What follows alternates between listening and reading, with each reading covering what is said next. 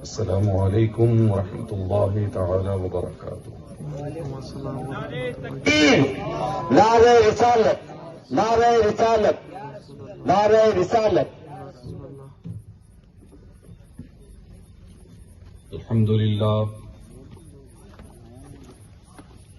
للہ رب العالمین، الصلاة والسلام علی سید الانبیاء والمرسلین وعلی آلہ وصحبہ اجمعین، اما بعد فاعوذ باللہ من الشیطان الرجیم، بسم اللہ الرحمن الرحیم۔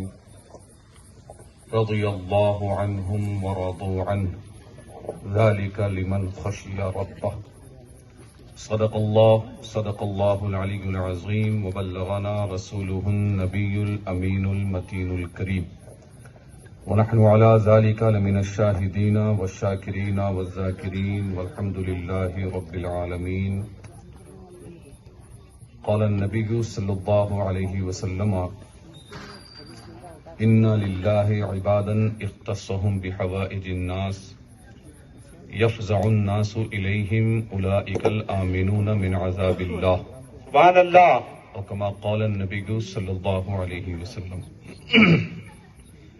معزز و مکرم، قابل صد احترام علماء ذوی الاحتشام، معزز و مکرم قابل صد احترام بزرگان قوم و ملت، رفیقان مکرم، ہم عمر دوستو، عزیز اور نونہال بچوں،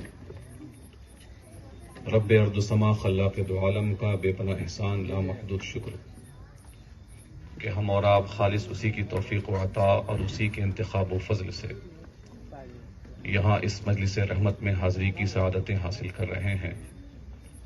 پروردگار عالم ہم تمام کے آنے، بیٹھنے، بولنے، سننے اور ہر نیک عمل کو اپنی بارگاہ میں شرف قبولیت عطا فرمائے، اور جو کچھ بھی صحیح گفتگو ہو، پروردگار عالم ہم تمام کو ان صحیح باتوں پر عمل کرنے کی اور دوسروں تک پہنچانے کی توفیق رفیق عطا فرمائے۔ وقت بڑی تیزی سے گزر رہا ہے، وقت کی تیزی کو دیکھتے ہوئے بھی کچھ ضروری گفتگو آپ سے میں کر کے رخصت ہو جاؤں گا۔ اس سے پہلے کہ سننے سنانے کا سلسلہ آگے بڑھے، آئیے ہم اور آپ مل کر بارگاہ رسالت مآب صلی اللہ علیہ وسلم میں درود پاک کا نذرانہ پیش کر لیں۔ اللہم صلی وسلم وبارک علی سیدنا و مولانا محمد وعلی آل سیدنا و مولانا محمد بارک وسلم۔ صلاۃ و سلام علیک یا رسول اللہ، صلاۃ و سلام علیک یا حبیب اللہ صلی اللہ تعالی علیہ وسلم۔ اللہ خلاق دو عالم، رب کائنات، اپنے مقدس کلام ازلی ابدی قدیم میں ارشاد فرماتا ہے: رضی اللہ عنہم ورضوا عنہ ذالک لمن خشی ربہ۔ آیت کریمہ کے اس آخری حصے کا مفہوم کچھ اس انداز کا ہے: اللہ اپنے نیک بندوں سے راضی ہوا اور اللہ کے نیک بندے اللہ سے راضی ہوئے، اور یہ آپسی رضامندیاں نتیجہ ہے اس بات کا کہ وہ ہر آن ہر لمحہ اپنے رب کا خوف اپنے دلوں میں بسایا کرتے تھے۔ جو حدیث پاک میں نے پڑھی ہے، انشاءاللہ عز و جل دوران خطاب اس کے تعلق سے بھی آپ کے سامنے کچھ عرض رکھوں گا۔ سب سے پہلے یہ بات سمجھنے کی ہے، ہمارا یہاں پہ آنا بیٹھنا خصوصیت کے ساتھ سرکار غوثیت مآب رضی اللہ تعالی عنہ کی بارگاہ عالیہ میں اپنا ایک قسم کا خراج ہے، اور یہ چیز بھی یاد رکھنی چاہیے کہ سیدی سرکار غوث اعظم غوث پاک رضی اللہ تعالی عنہ، آپ سردار اولیاء ہیں، سرتاج اولیاء ہیں، آپ کی کرامات حد تواتر کو پہنچ چکی ہیں، بلکہ آپ کے خادمین تو یہاں تک فرمایا کرتے، جو بندہ آپ کے پاس کچھ وقت کے لیے بھی بیٹھ جایا کرتا، اسی دورانیے میں سرکار غوث اعظم کی کئی کرامتیں وہ دیکھ لیا کرتا۔ صوفیاء کرام فرماتے ہیں اللہ وحدہ لا شریک نے جس طرح نبی محتشم صلی اللہ علیہ وسلم کو سراپا معجزات بنا کر مبعوث فرمایا تھا، ایسے ہی ان کے نواسے سرکار غوث اعظم رضی اللہ تعالیٰ عنہ کو سراپا کرامات بنا کر بھیجا اس دنیا میں۔ حالانکہ آپ مادرزاد ولی ہیں، اللہ وحدہ لا شریک اپنے حبیب پاک صاحب الولاق صلی اللہ علیہ وسلم سے ارشاد فرماتا ہے، لا یزال عبدی یتقرب الی بالنوافل۔ طویل حدیث ہے، بارہا آپ حضرات نے سماعت کی ہوگی۔ اللہ رب العزت اپنے حبیب کو مخاطب کرتے ہوئے ارشاد فرماتا ہے کہ میرا بندہ فرائض و واجبات کی ادائیگی کے بعد، یہ شرط اور یہ قید ضرور یاد رکھیے گا، فرائض و واجبات کی ادائیگی کے بعد کثرت نوافل سے میرا قریبی بن جاتا ہے۔ آج ہم اور آپ جو ہے نا مستحبات کے پیچھے بڑے لگے ہوتے ہیں، یا جو امر مستحسن ہے اس کے انجام دہی پر ہم اپنے شب و روز لگا دیتے ہیں۔ جس چیز کو شریعت مطہرہ نے پسند کیا، اچھا مانا، ہم اس کے اہتمام میں جی جان کوشش کر لیتے ہیں، لیکن شریعت مطہرہ نے جو چیز ضروری رکھی ہے اس کا اہتمام ہم سے نہیں ہو پاتا۔ اس کی ایک مثال میں آپ کو دے دیتا ہوں۔ شریعت مطہرہ نے ہر مسلمان پر یومیہ 5 وقت اللہ کی بارگاہ میں حاضری دینا لازم رکھا ہے، جسے ہم اور آپ نماز کی شکل کہہ دیتے ہیں۔ یہ ضروری ہے۔ بچہ اگر بالغ ہو گیا ہے، اس عمر سے لے کر مرنے کے وقت تک یہ چیز ضروری ہے۔ شریعت نے فرض کیا ہے، یعنی ضروری کیا ہے، آپ کو یہ چیز کرنی ہی پڑے گی۔ لیکن ہم فاتحہ کا اہتمام کرتے ہیں، نظر و نیاز کرتے ہیں، عرس منعقد کرتے ہیں، یہ تمام چیزیں بھی جب تک حدود شرع میں رہیں، شریعت مطہرہ کی پابندی کے ساتھ انجام دیے جائے تو یہ زیادہ سے زیادہ امر مستحب یا بہت زیادہ امر مستحسن۔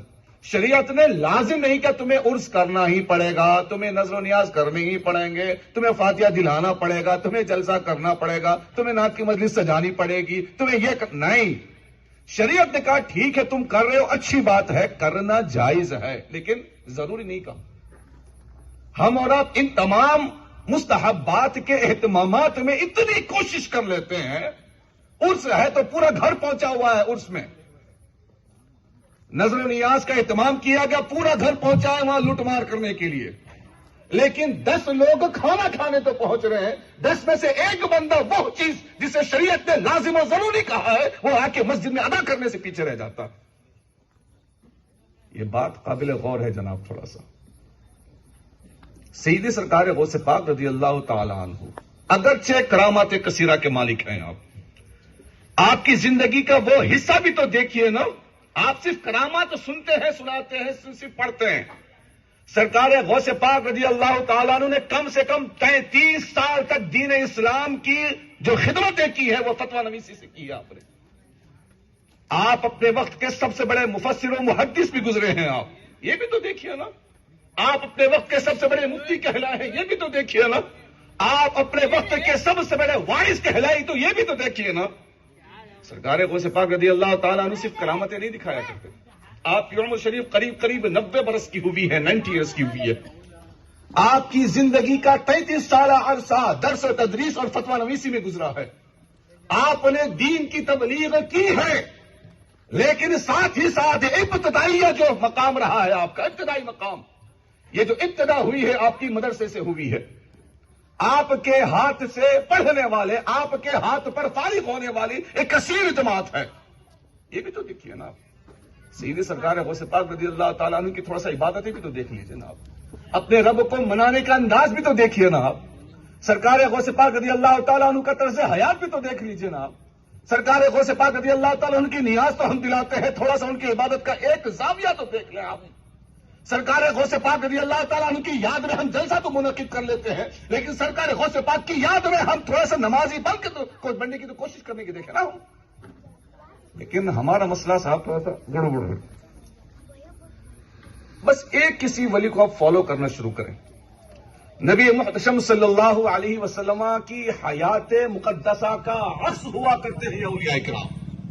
اس بات کو ہمیشہ یاد رکھیے گا. ولی اس وقت تک ولی ہو ہی نہیں سکتا جب تک کہ وہ مکمل طریقے سے متبع سنت مصطفیٰ نہ ہو جائے.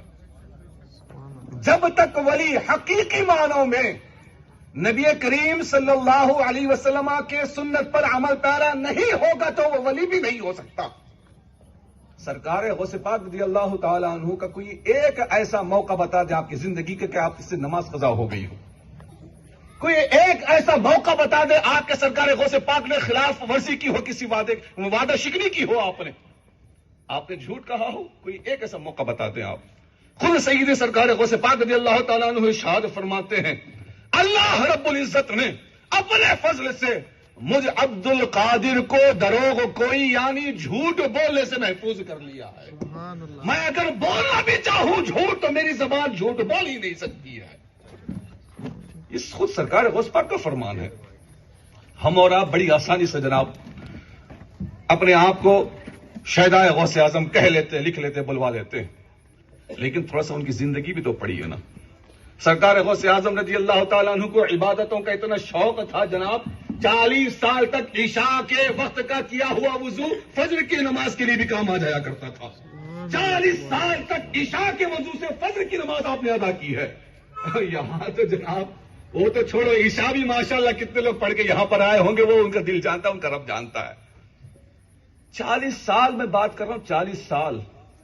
اور مزید آبا کے ارشاد فرماتے ہیں میں نے 15 سال تک عشاء سے فجر کے درمیان ہر دن ایک ایک کلام پاک مکمل کیا ہے. میں نے سبحان اللہ, سبحان اللہ. پورا ایک کلام پاک پڑھنا, آج ہم یہاں بیٹھو تو صاحب دھاگے ڈھیلے ہو جاتے ہیں. عشاء سے فجر کے درمیان ہر دن 15 سال تک حساب کر کے دیکھ لیجیے آپ, قریب قریب 5000 مرتبہ سے بھی اوپر ہو جاتا, 5300 چلر ہوتا. یہ صرف رات کی عبادت ہے, رات کی عبادت. اور دن میں جو ہوتا تھا وہ تو سب الگ ہی ہوتا ہے. 40 سال تک کا یہ مرحلہ آپ کا گزرا. آپ خود فرماتے ہیں میری عبادتیں ایسی ہیں کہ پوری رات صرف ایک پیر پر اور مسجد کی ایک کونڈی کو پکڑ کے ساری رات اللہ کی عبادت میں مصروف رہا کرتے تھے آپ. یہ مراتب اولیاء جو ہے نا, یہ بلند بلند درجے, بلند مراتب ایسی نہیں ملا کرتے ہیں صاحب. اس کے لیے اپنی جان کو گلانا پڑتا ہے, اپنے آپ کو شریعت مطہرہ کا پابند و پاسدار بنانا پڑتا ہے, تب کہیں جا کر ان بزرگوں کے صدقے ملا کرتے ہیں. صرف پروگرام میں آ گئے, کر لیا, ٹھیک ہے, آنا چاہیے, جائیے, یہ دلوں کی صفائی کا ایک ذریعہ ہے. لیکن جو سنایا جا رہا ہے, جو سنا جا رہا ہے, تھوڑا سا عمل کرنے کی بھی کوشش کرنی چاہیے نا.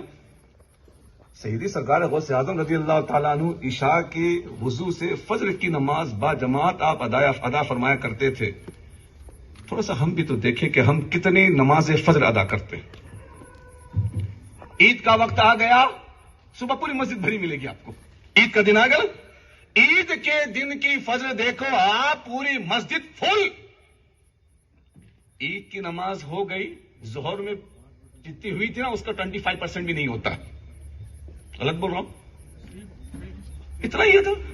یعنی عید کی نماز کا جو مرحلہ تھا اس کو حلال کروانے کے لیے آپ فجر میں تعداد بڑھا کر آ گئے, لیکن ظہر میں جا کے دیکھ لیں آپ, نہیں مولانا ٹائم نہیں ملا, ان کا نے درکھمبا کھانے گئے تھے, ان کے پاس یہ کرنے گئے تھے, ان کے پاس فلانا کرنے گئے تھے, ان کے پاس دھڑاکہ کرنے گئے تھے.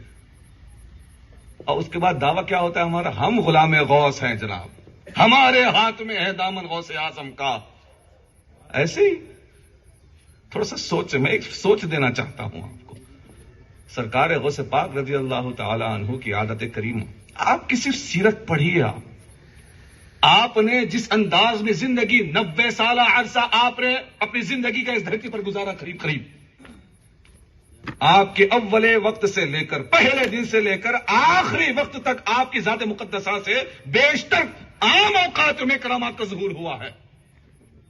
33 سال قریب آپ نے بچوں کو علم دین سکھایا ہے, فتوا لکھا ہے آپ نے, فتوا. 40 سال تک آپ نے لوگوں کے درمیان رشد و ہدایت کے سمندر بہائے ہیں. آپ نے لوگوں کو خدا والا بنایا ہے. آپ نے لوگوں کو جو تعلق ٹوٹ چکا تھا, بندے اور رب کے درمیان جو تعلق تھا وہ جو ٹوٹ گیا تھا, سرکار غوث پاک نے 40 سال تک لوگوں کے اس تعلق کو پھر سے درست کروا دیا ہے. آپ نے नारे तकबीर, नारे रिसालत, उलमा अहले सुन्नत। मैं ये बताना चाहता हूं, सरकार गौसे आजम रजी अल्लाह ताला अन्हु का हम और आप नाम तो ले लेते हैं, लेकिन थोड़ा सा आपकी जिंदगी के वो लम्हात भी आप पढ़ें। अपने में टटोलें आप, दूसरा कैसा वो उसको छोड़ दो। अपने में टटोलें आप कि हम और आप कहां तक सही मानों में आशिक मुस्तफा, आशिक गौसे आजम हैं। नमाजों की पाबंदी हमसे हो रही कि नहीं हो रही है? ये जो सिलसिला कादरिया है ना साहब, सिलसिला कादरिया सरकार गौसे पाक रज़ी अल्लाह तआला अन्हु की जानिब मंसूब है। इसको उम्मुस सलासिल कहा जाता है, यानी तमाम सिलसिलों की मां। इसलिए सिलसिले चिश्तिया देख लिए, सिलसिले सोहरवर्दिया देख लीजिए, सिलसिले नक्शबंदिया देख लीजिए, ये सलासिल अरबाब बड़े माने जानते हैं, ये 4 सिलसिले बड़े माने जाते हैं। उसके बाद ये जो दीगर और सलासिल हैं वो अपनी जगह पर है। ये 4 बड़े सिलसिले माने जाते हैं, सिलसिले आलिया कादरिया, सिलसिले आलिया चिश्तिया, सोहरवर्दिया, नक्शबंदिया।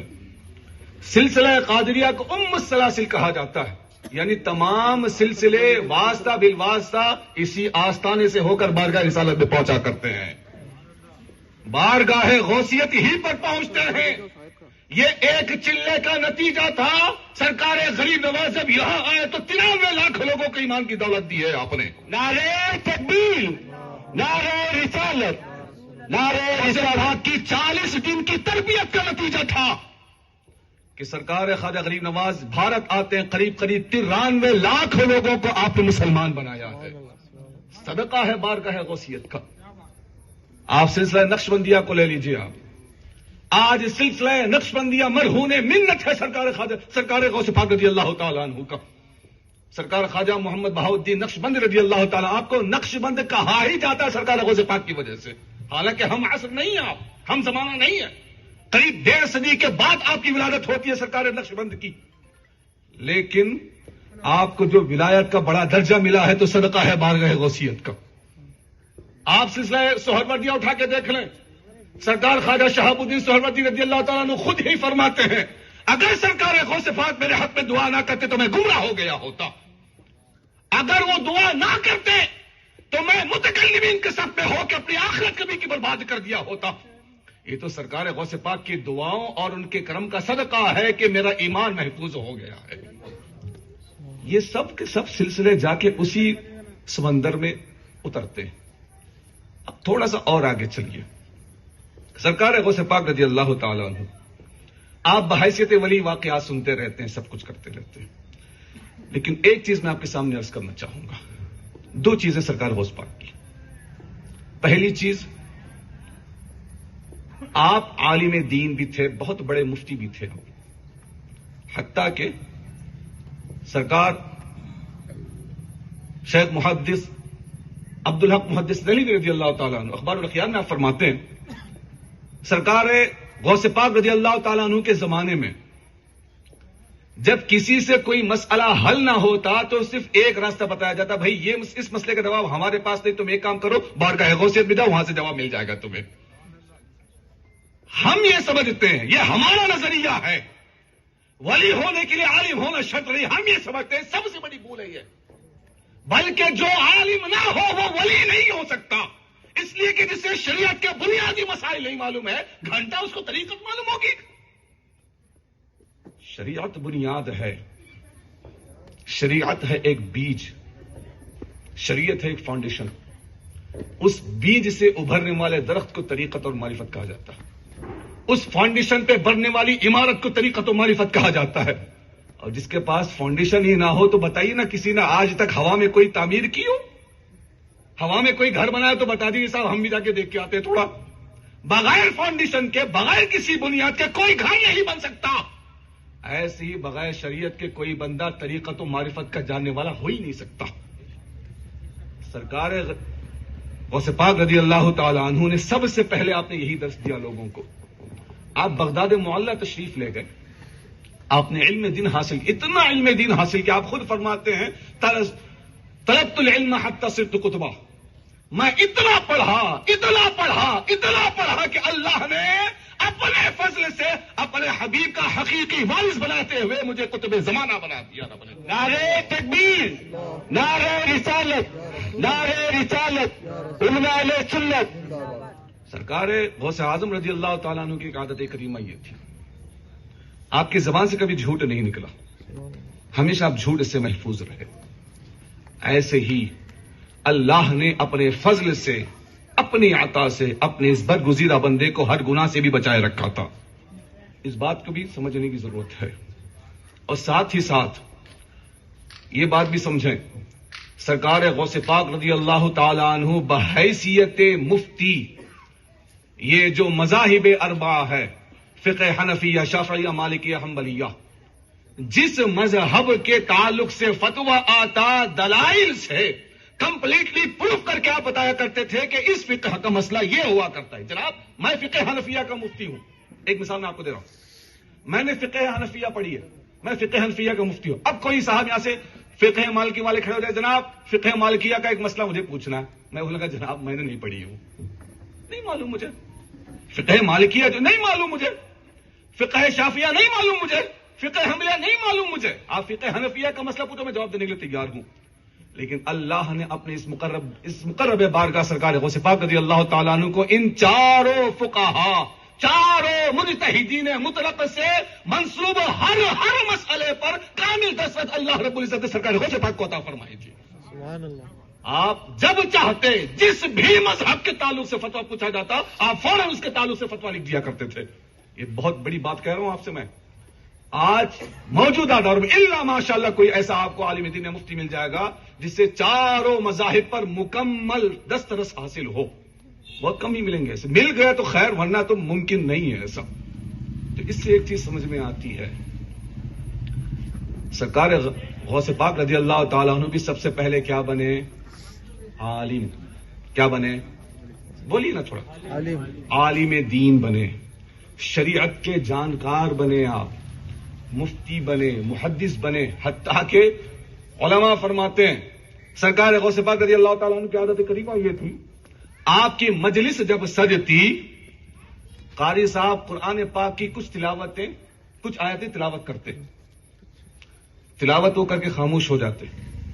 اب اس کا مطلب کیا ہے، اس کی تفسیر کیا ہے؟ سرکار غوث پاک رضی اللہ تعالی عنہ ایک آیت کی 40 تفسیریں بیان فرمایا کرتے تھے. آپ جو یہ کنز الایمان شریف دیکھ رہے ہیں، سرکار اعلی حضرت رضی اللہ تعالی عنہ کا ترجمہ کردہ کنز الایمان شریف، اس پر خزائن العرفان یہ ایک تفسیر ہے، ایک تفسیر، اس پر جو خزائن العرفان ایک تفسیر. اور سرکار غوث پاک رضی اللہ تعالیٰ عنہ ایک آیت کی کم سے کم 40 تفسیریں بیان فرمایا کرتے تھے آپ. اور اس کے بعد اس کی حقیقت کیا ہے، اس کے حقیقت کے جو معانی ہے، جو رموز ہے، جو اسرار ہے، یہ جتنا خلاصہ ہے سب کا سب بیان کر دیا کرتے. اور اس کے بعد ہوتا کیا، لاسٹ میں آپ ارشاد فرماتے ہیں اب تک یہ جو بات ہوئی، یہ حال کی بات ہوئی، تھوڑا سا قال کی طرف آتے ہیں. یہ ظاہری گفتگو ہوئی، تھوڑا سا باطنی گفتگو ہو جائے. اللہ اکبر. جب باطنی گفتگو کی ابتدا ہوتی، آپ سب سے پہلے کلمہ توحید لا الہ الا اللہ محمد رسول اللہ صلی اللہ علیہ وسلم جیسی آپ یہ پڑھتے، شیخ محقق فرماتے ہیں سرکار غوث پاک رضی اللہ تعالیٰ عنہ کی زبان حق ترجمان سے جیسے یہ کلمہ طیبہ نکلتا، لوگ بے چین ہو جایا کرتے. پتہ نہیں ایسی عجیب ان کی حالت ہو جایا کرتی، سمجھ میں نہیں آتا تھا کہ یہ ہو کیا رہا ہے. لوگ دیوانہ وار اپنے کپڑے پھاڑ لیا کرتے تھے، اللہ اللہ کرتے ہوئے جنگلوں کی طرف بھاگ جایا کرتے تھے. وہ تاثیر اللہ نے اپنے مقرب بارگاہ کی زبان میں رکھی تھی. تو اس سے ایک چیز سمجھ میں آتی ہے، نبی محتشم صلی اللہ علیہ وسلم نے جو ارشاد فرمایا، کن عالما او متعلما او مستمعا او محبا ولم تکن الخامس فتهلك، او كما قال النبی صلی اللہ علیہ وسلم. یا تو عالم بنو یا علم سیکھنے والا بنو، نہیں ہو سکتا کم سے کم علم دین کی باتیں سننے والا بنو. آگے کیا فرمایا، او محبا، یہ بھی نہیں ہو سکتا کم سے کم جو علم دین کی باتیں کرتا ہے عالم دین اس سے محبت کرنے والے بنے رہو. یہ حدیث پاک میں آپ کے سامنے رکھ رہا ہوں.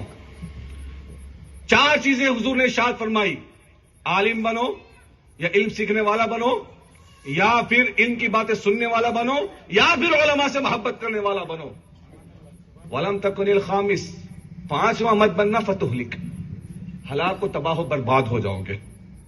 سرکار غوث پاک رضی اللہ تعالیٰ عنہ سب سے پہلی کیٹیگری میں آپ عالم دین تھے آپ کے خلفاء متعلمین سے تھے اور ان سے سننے والے یہ مستمعین میں سے تھے، اور ہم سب جتنے بھی ہیں الحمدللہ سرکار غوث پاک سے محبت کرتے ہوئے چوتھی کیٹیگری میں آتے ہیں الحمدللہ۔ آج یہ جو بھی علوم متبادلہ، علوم مروجہ، یہ جو بھی ہم تک آئے ہیں، ہم تک یہ جو علماء بیٹھے ہیں، یہ اسی سینے سے ہوتے ہوئے ہمارے سینے میں آئے ہیں، ان کے سینے سے ہوتے ہوئے ہمارے سینے میں آئے ہیں۔ اور جاتے جاتے ایک بات عرض کرتا جاؤں گا، سرکار نے فرمایا 5واں مت بننا، اگر 5ویں بنو تو تباہی تمہارے گھر آئے گی۔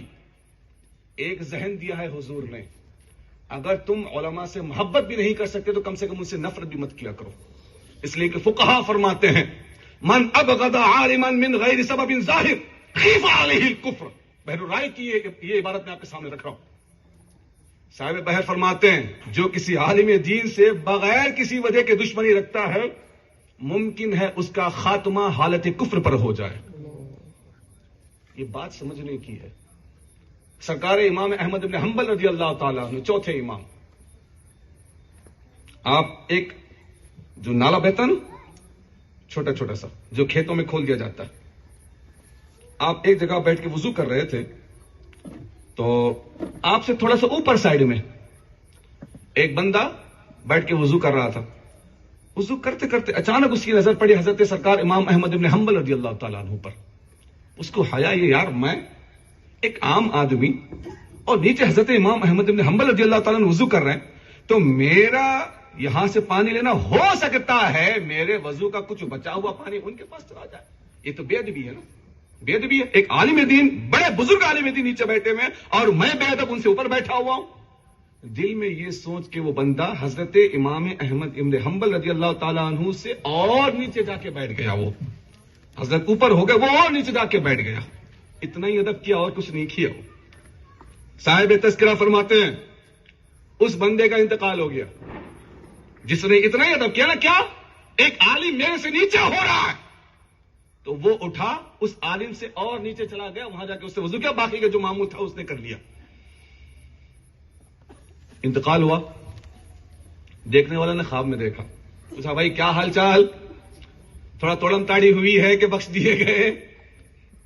اس نے کہا کہ آئے تھے ٹھوکم ٹھاکی کے لیے لیکن میرا ایک عمل آیا جس عمل کی وجہ سے اللہ نے میری مغفرت فرما دی۔ گیا تھا میں کام سے، آج جو بڑے بڑے دعوے کرتے رہے جناب، ہم بہت بڑے ترم خواہ ہیں، ہم فلانا ہے، ہم ٹھکانا ہے، یوں مرے یوں ہماری بخشش کن فلم، وہ تو قبر میں جا معلوم ہوگا جب ڈنڈے پڑیں گے تب۔ آج نہ کہتے ہیں نا صاحب، ہم مرو تب پتا چلے گا۔ آج ہم بول بول کے ٹھیک ہے آج بولیں گے کل بولیں گے پرسوں ہم بھی مر جائیں گے، ہمارے بعد ہماری نسلیں وہ پتا نہیں کس طریقے کی رہے گی، کوئی سمجھانے والا آئے گا کہ نہیں آئے گا۔ لیکن جو آج بڑا بڑا دعویٰ کرتے ہیں نا کہ مجھے دیکھ کر جہنم کو بھی آ گیا پسینہ، جناب جہنم کے صرف احوال تم صحیح سے پڑھ لو نا، تمہارے کہاں سے پسینہ نکلے گا تمہیں بھی اندازہ نہیں ہے۔ جہنم کا صحیح سے صرف تم تذکرہ پڑھ لو۔